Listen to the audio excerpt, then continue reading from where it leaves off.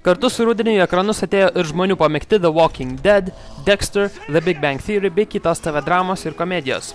Jei mūsų proseneliai būtų išgirdę, kad didelė dalis visuomenės kas savaitę žiūri ir ploja serijiniam žudikui, vaikščiojančių lavonų skerdimui ir panašiems žiauriai kietiems dalykams, jie tikriausiai būtų mus palaikę psichiškai nesveikais.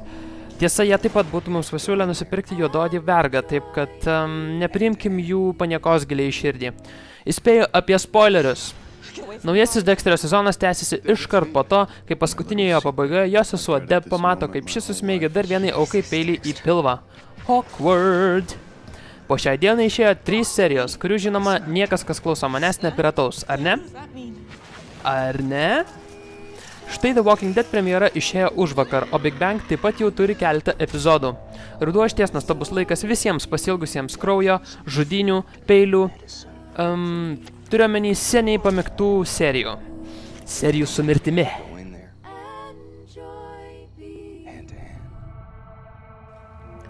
Po 8 metų baigęs dirbti Kalifornijos gubernatoriumi, Arnoldas Schwarzeneggeris grįžo į vaidybą ir netgi turi planų 3 metams į priekį. Akivaizdus klausimas, ar bus nauja Terminatoriaus dalis. Arti projektą esantis studijos darbuotojas pranešė, kad nevyksta joks progresas filmo kūrime. Jis aiškina, kad filmas dar nekuriamas, nes Schwarzas, kurio sutikimo reikia norint išsirinkti scenarijų, dar nerado jam patikusio. Toks bent jau oficialus paaiškinimas.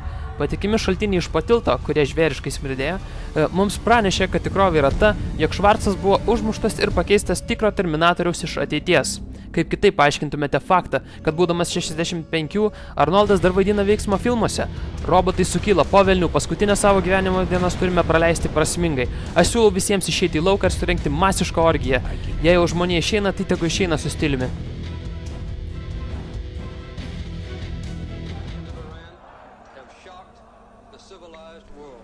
Neseniai išėjęs filmas Argo, Metacritic įvertintas 86 balais iš 100, yra mąstančio žmogaus filmas.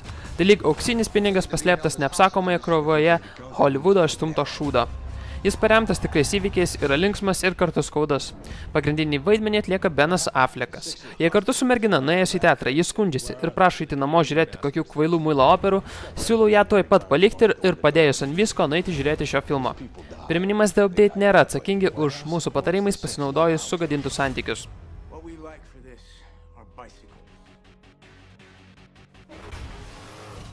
Milžiniškos naujienos! Ne, Megan Fox nenusprendė kažtai pasimylėti su kiekvienu pasaulio žmogumi. Šito mes vis dar laukime. Disney'us 2014 m. vasario 7 išleis Need for Speed filmą. Teisės filmo kūrimą DreamWorks gavo praeitą mėnesį, kai ėjo Drago miesto gatvėse su Electronic Arts ir režisuoti davė Act of Wheeler ko-direktoriui Scottui Vogui. Šio vaizdo žaidimo vienetų pasaulyje buvo parduota tiek, kad kiekvienas Lietuvos gyventojas gautų po 46 kopijas.